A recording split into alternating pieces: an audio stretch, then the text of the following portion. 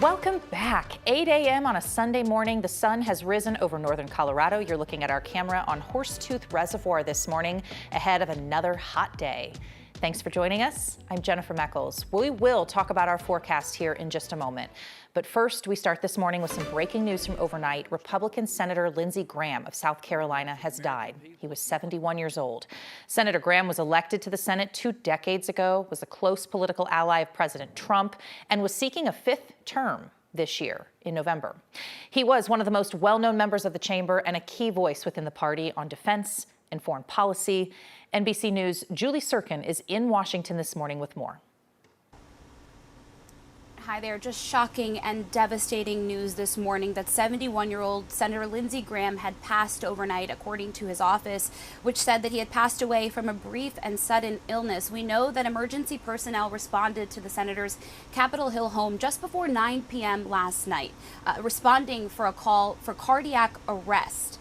Hours later, his office announced he had passed, but so much is still unknown. We know that Senator Graham had just returned from a trip abroad. He was in Ankara, Turkey, and then he went to Ukraine, where he met with President Zelensky. He toured drone facilities, and he announced on Friday that finally, after more than a year, President Trump had agreed to move a bipartisan bill on Capitol Hill that Graham had been pushing that will make it harder for Russian President Putin to fund the war, sanctioning Russian oil. So Ukraine, a big priority of Senator Graham's. He had somehow managed to keep his relationship close across the aisle, on his own side of the aisle, and at the same time had the president's ear. They had some friction back in 2016 when both of them tried to run for the Republican presidential nomination, but quickly Graham decided to support the president, listening to him, giving him a listening ear, acting as a sounding board on matters of foreign intervention, which Graham was very hawkish on, following in the footsteps of his friend, the late Senator John McCain. The two were so close for decades in the Senate, where Senator Graham had served 4 terms, seeking a 5th term, just winning the Republican nomination in his primary last month in South Carolina with the support of the president, who this morning says the news of Senator Graham's passing is just so sad and shocking and devastating. The big question here now is, of course, as we talk about the senator's legacy and all of his colleagues on Capitol Hill process this shocking loss, what happens next? That seat needs to be filled. It's a reliably red state. The South Carolina governor there will pick a temporary replacement for Senator Graham initially before calling a special election. And certainly those who appreciate Senator Graham's views on matters of foreign policy with Iran, something he had been pushing President Trump to be more forceful on, to expand the conflict, as he did not believe that Iran would actually agree to any kind of deal on those kinds of matters. I think people want to know if somebody who will replace him will continue that legacy or if they will not. Well, heading out the door this morning, temperature is already warm. Your time now is 8:03 and temperatures in the mid-70s. 75 degrees here in downtown Denver, as well as at the airport. Temperatures statewide, warm everywhere you go. It's going to be a hot day as we head into the afternoon hours. 50s and 60s across the high country. Look at Grand Junction right now at 8 o'clock in the morning. 86 degrees. Yeah, they're getting up to the triple digits today. Live radar across the entire state. We are nice and dry, and I don't have a whole lot of precipitation in my forecast. I tell you what I have a whole lot of. Put this in your forecast. Put your air conditioners on, because it's going to be that hot for this afternoon. Talking about 96 degrees, lots of sunshine. We'll talk more in detail about what to expect for the rest of your Sunday, as well as heading into this new week. Jenny? Jaden, thank you. Waterworld plans to reopen today after a bomb threat that turned out to be fake forced the park to evacuate thousands of people yesterday. Federal Heights police say that threat was unfounded. Everyone is safe. 9 News reporter Colton Chavez takes us to the park for an update on that story. There's more accents this way. Please keep on moving. On a scorching summer day, yelling is freaking me out. Coloradans trying to keep cool were rushed out of Waterworld because of an unfounded threat. But nobody really knew why we had to get out of the park. So there was a woman that was a little bit farther that kind of came over to us and was like, oh no, they're evacuating, there's some sort of emergency. The Federal Heights Police Department says before noon on Saturday, an employee at the water park received a phone call claiming there was a bomb in the park. It sounded like a robotic voice, alluding to the fact that there may be a bomb somewhere in the park. Commander Jason Schlenker says they were able to evacuate nearly 4,000 people from the park in under 1 hour. I'm a little irked. I wanted to get wet. It's hot. Luckily, we had the forethought to grab the keys and the phone But there were people that weren't that lucky. People like Hannah Friskney were told to leave their things and evacuate. I didn't have my phone, I didn't have anything, and so had to just walk down Pecos in a bikini and ask a stranger for their phone. Investigators say no bomb was found. Families were invited to come back and collect their stuff from Waterworld just after 4 o'clock. Authorities told everybody you just need to take what you have and leave. Now, for anybody that wasn't able to get their stuff today, you can get your stuff tomorrow starting at 8 a.m. Investigators say they're looking into who made the illegal call. We will rely on more than likely local and federal partners to try to learn the identity of the individuals involved. Not the best day for the thousands of people who planned for a good time at the water park. Best birthday ever, 33rd, homies. But still happy to know everyone is safe and has the chance to come back. Oh, I'll be back tomorrow. From Federal Heights, Colton Chavez, 9 News. Again, anyone who did not have a chance to go back yesterday and get their things can pick them up today when the park reopens near the Learn to Swim pool entrance. That is where you can go pick up your stuff. A boater is in the hospital this weekend with life-threatening injuries after some kind of accident on Chatfield Reservoir this weekend. CPW says they went out to a 911 call just before 4:30 yesterday. They found an adult on board a boat with life-threatening injuries. Unclear exactly what, but they were transported to the dock, and then South Metro Fire Rescue took that person to a local hospital. There is now an investigation ongoing. Many homeowners who were forced to evacuate during the Aspen Acres fire could go back home as soon as tomorrow. The Pueblo County Sheriff's Office said in an update this weekend that lots of people in Beulah can start to begin the phased re-entry Monday. Crews have continued to make progress containing that fire. That fire is currently at 34% containment. It's burned more than 97,000 acres, about 150 square miles, which now makes it the 7th largest wildfire in Colorado history. More than 330 homes have been lost, which actually makes it the 5th most destructive fire in Colorado history. We're also getting some new images this weekend of the Gold Mountain fire. That's the one burning north of Ouray. Officials posted videos saying that fire managers will start new firefighting operations from Pinnacle Peak to Silver Jack Reservoir. That fire has now burned more than 35,000 acres, about 55 square miles. It is 5% contained. And then there's the Ferris fire. That one's burning in Dolores County, now the 10th largest fire in Colorado history. It's grown slightly, 63,000 acres in size, about 100 square miles. It is at 19% containment. That fire started back June 27th. And a reminder, the Southern Colorado Wildfire Relief Fund has been set up to help hundreds of people who lost their homes and the others that are impacted by the Aspen Acres fire. 9 News viewers have raised $120,000 so far. Monthly donors to Next Word of Thanks campaign will chip in another $40,000.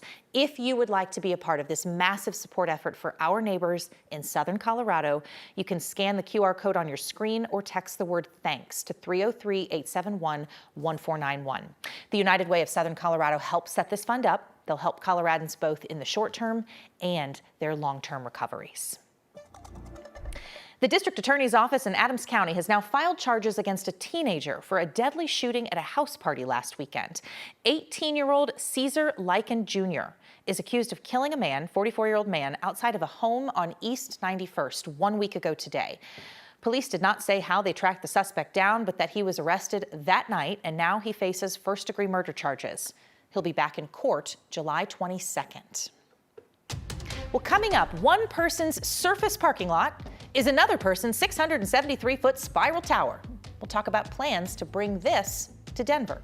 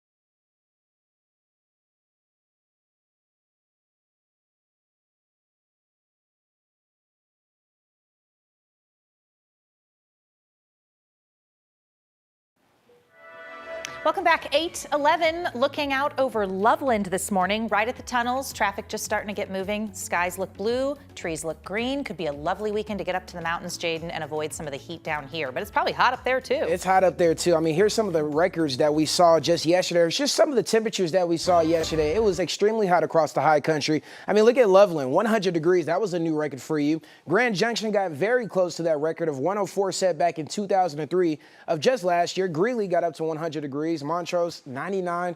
I mean, that's really going to be rinse and repeat for this afternoon. So looking a little bit closer across the temperatures that we did see yesterday, we officially got up to 94 degrees at the airport, 111, like I mentioned, 97 over towards Fort Morgan. Look at Leadville, 81 degrees, and that's going to be very similar to exactly what we're expecting for this afternoon. So, of course, high heat alerts are still in effect. That will continue until Monday. The extreme heat warning shaded in red and then in yellow, that heat advisory. Noticing we're not included with any advisories, but that could change as we head into your Monday. And if that does happen, we'll go weather impact alert. Weather pattern for just this upcoming week, and the reason why it's been so hot out there is because of that strong high pressure system, that heat dome slowly moving right across the state. That's the reason we're expecting these temperatures to stick around with us as we head into next week and really throughout the entire week. No rain chances in our forecast, at least for us across the Front Range. Here's our current temperature right now, 76 degrees. Winds are nice and calm. They could become breezy a little bit, especially further up north towards Fort Collins as we head into the afternoon hours. Next 12 hours, temperature-wise, getting up to the upper 90s. Lots of sunshine, of course. Wear that sunscreen as well as the sunglasses. But as far as rain chances, really not a whole lot. Maybe a couple of isolated showers down towards the San Juans. That's at 3:30. Heading into your Monday afternoon, we could see maybe some more rain chances for the high country, but across the Front Range, really not much in my forecast. Here's your highs across the entire state, noticing the low 90s for the eastern plains, 70s and 80s across the high country. We still do have some air quality alerts because of that ozone, but really not much. The rest of my 7-day forecast staying hot with the upper 90s. It can be anybody's kid. This drug does not discriminate. We need change. Awareness is there, but we need change. For many families, the fentanyl crisis is not measured in statistics. It is measured in the people they have lost or nearly lost. This weekend, dozens gathered in Aurora to share their stories and call for change. 9 News reporter Evan Krugel takes us there. This was one of roughly 100 fentanyl awareness walks happening across the nation today. But for families who gathered here, this wasn't about awareness. It was about change.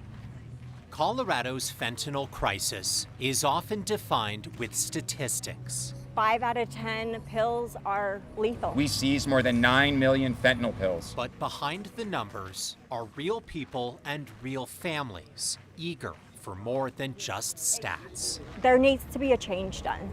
Christy Buchanan nearly lost her son a few years ago, but gave him Narcan at the last moment. And the doctor told me, had I not Narcaned him and he went back to sleep that night, he would have died. We got lucky. The devil was knocking at the door, but he didn't answer. Christy says surviving that night has left her with a responsibility. So she organized this walk at General's Park in Aurora, bringing together families who know this crisis firsthand. This is my son Kyle with his grandmother Georgia. Tony Smith lost Kyle last year. I think all the survivors want to do something. We're just not sure what we can do. Today, she stood alongside dozens of families who understand her pain. It's very humbling. I wish that we didn't have this in common. It's a complicated puzzle. Solving that puzzle won't happen overnight. But Christy says breaking the silence is where change begins, as her son continues his fight with addiction. Absolutely. We're in the fight. I'm doing this for him. Breaking the silence of addiction, knowing that there's no shame, speaking their stories forward. It's going to take some time, but if we all do it, it'll help. In Aurora, Evan Krugel, 9 News.